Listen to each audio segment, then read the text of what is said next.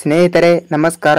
ಗೃಹಲಕ್ಷ್ಮಿ ಯೋಜನೆಯ 11ನೇ ಕಂತಿನ ಹಣವನ್ನು ನಾಳೆ ಸೋಮವಾರ 22 ಜುಲೈ 2024 ಮುಂಜಾನೆ 10 ಗಂಟೆ 30 ನಿಮಿಷಕ್ಕೆ ಪ್ರತಿಯೊಂದು ಫಲಾನುಭವಿಗಳ ಖಾತೆಗಳಿಗೆ 11ನೇ ಕಂತಿನ ಹಣ 2,000 ರೂಪಾಯಿ ಹಣವನ್ನು ಜಮಾವಣೆ ಆಗುವ ಸಾಧ್ಯತೆ ಇದೆ ಅಂತ ಹೇಳಬಹುದು. ಏಕೆಂದರೆ ಇಲ್ಲಿ ಕೊಟ್ಟಿರುವ ಲಕ್ಷ್ಮಿ ಹೆಬ್ಬಾಳ್ಕರ್ ಅವರು ಕೂಡ ಒಂದು ಮಾಹಿತಿ ಕೂಡ ಕೊಟ್ಟಿದ್ದಾರೆ. ಅದಕ್ಕಾಗಿ ಜುಲೈ ತಿಂಗಳಿನ 22ನೇ ತಾರೀಕಿನ ಸೋಮವಾರ 10 ಗಂಟೆ 30 ನಿಮಿಷಕ್ಕೆ ಪ್ರತಿಯೊಂದು ಫಲಾನುಭವಿಗಳ ಬ್ಯಾಂಕ್ ಖಾತೆಗೆ ಹಣವನ್ನು ಬಿಡುಗಡೆ ಮಾಡ್ತಾ ಇದ್ದೇವೆ ಅಂತ ಒಂದು ಮಾಹಿತಿ ಕೂಡ ಕೊಟ್ಟಿದ್ದಾರೆ. ಆದರೆ ನೀವೇನಾದ್ರೂ ಈ ವಿಡಿಯೋನ ಮೊದಲ ಬಾರಿಗೆ ನೋಡ್ತಾ ಇದ್ರೆ ಈ ಚಾನೆಲ್ ಅನ್ನು ಸಬ್ಸ್ಕ್ರೈಬ್ ಮಾಡಿ ಮತ್ತು ಪಕ್ಕದಲ್ಲಿರುವ ಬೆಲ್ ಐಕಾನ್ ಕೂಡ ಕ್ಲಿಕ್ ಮಾಡಿ. ಏಕೆಂದರೆ ನಮ್ಮ ವಿಡಿಯೋನ ಒಂದೇ ಒಂದು ಲೈಕ್ ಮಾಡಿ ಸ್ನೇಹಿತರೆ, ನಮಗೂ ಕೂಡ ಸ್ವಲ್ಪ ಹೆಲ್ಪ್ ಆಗುತ್ತದೆ. ನೋಡಿ ವಿಡಿಯೋನ, ಬನ್ನಿ ವಿಡಿಯೋನ ಸ್ಟಾರ್ಟ್ ಮಾಡೋಣ.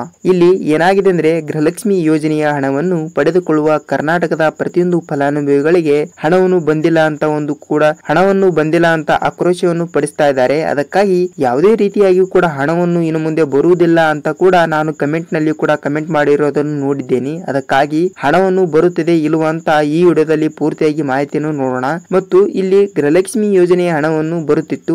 10ನೇ ಕಂತಿನ ಹಣದ ತನಕ ಗೃಹಲಕ್ಷ್ಮಿ ಯೋಜನೆ ಹಣವನ್ನು ಬಂದಿದೆ. ಆದರೆ 11ನೇ ಕಂತಿನ ಹಣ ಇಷ್ಟ್ಯಾಕೆ ಲೇಟ್ ಆಗ್ತಾ ಇದೆ ಅಂತ ಪ್ರತಿಯೊಂದು ಮಹಿಳೆಯರ ಮನಸ್ಸಿನಲ್ಲಿ ಒಂದು ಮಾತು. ಏಕೆಂದರೆ ಇಲ್ಲಿ 11ನೇ ಕಂತಿನ ಹಣವನ್ನು ಕೂಡ ಬರಲು ಒಂದೆರಡು ದಿನ ಲೇಟ್ ಆಗಬಹುದು. ಏಕೆಂದರೆ ಈಗಾಗಲೇ ಜುಲೈ ತಿಂಗಳಿನ 22ನೇ ತಾರೀಕಿನ ಸೋಮವಾರದಂದು ಹಣವನ್ನು ಬಿಡುಗಡೆ ಮಾಡುತ್ತೇವೆ ಎಂದು ಮಾಹಿತಿಯನ್ನು ತಿಳಿದು ಬಂದಿದೆ. ಅದಕ್ಕಾಗಿ ಲಕ್ಷ್ಮಿ ಹೆಬ್ಬಾಳ್ಕರ್ ಮೇಡಮ್ ಅವರು ಕೂಡ ಒಂದು ಮಾಹಿತಿಯನ್ನು ಕೂಡ ಕೊಟ್ಟಿದ್ದಾರೆ. ಈಗಾಗಲೇ ಹಣವನ್ನು ಪಡೆದುಕೊಂಡಿರುವ ಮಹಿಳೆಯರಲ್ಲಿ ಗೃಹಲಕ್ಷ್ಮಿ ಯೋಜನೆ ಹಣವನ್ನು ಕೂಡ ಪ್ರತಿಯೊಂದು ಮಹಿಳೆಯರ ಖಾತೆಗಳಿಗೆ ಹಣವನ್ನು ಬಿಡುಗಡೆ ಮಾಡುತ್ತೇವೆ ಎಂದು ಕೂಡ ಒಂದು ಮಾಹಿತಿ ಕೂಡ ಕೊಟ್ಟಿರುವಂತದ್ದು. ಅದಕ್ಕಾಗಿ ಜುಲೈ ತಿಂಗಳಿನಲ್ಲಿ ಕರ್ನಾಟಕದಲ್ಲಿ ಬರುವಂತಹ ಪ್ರತಿಯೊಂದು ಮಹಿಳೆಯರ ಖಾತೆಗಳಿಗೆ ಹಣವನ್ನು ಬಿಡುಗಡೆ ಮಾಡುತ್ತೇನೆ ಎಂದು ಕೂಡ ಒಂದು ಮಾಹಿತಿ ಕೂಡ ಕೊಟ್ಟಿರುವಂತದ್ದು. ಅದಕ್ಕಾಗಿ ಈಗ ಯಾರ ಖಾತೆಗಳಿಗೆ ಹಣವನ್ನು ಬರುತ್ತದೆ ಅಂತ ಅದೆಷ್ಟು ನೋಡೋಣ.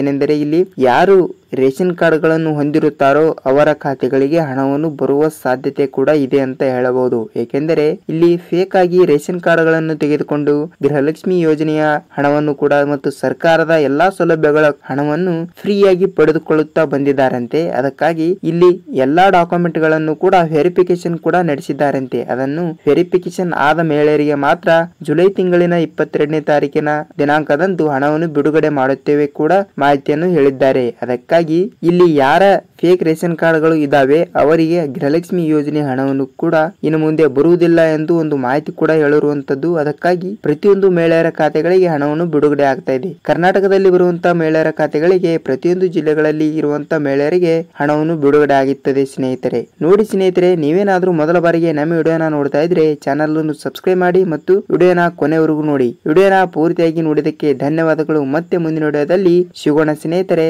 ನಮಸ್ಕಾರ.